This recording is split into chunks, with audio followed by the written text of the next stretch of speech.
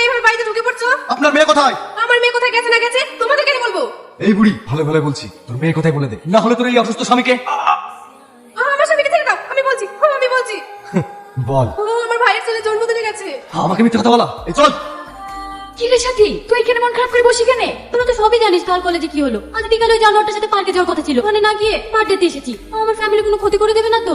না না, সামান্য বিষয় নিয়ে কেউ ক্ষতি করতে পারে? ওসব ভাবিস নি তো, তো কেক কাটতে হবে। Happy birthday to you, happy birthday to you.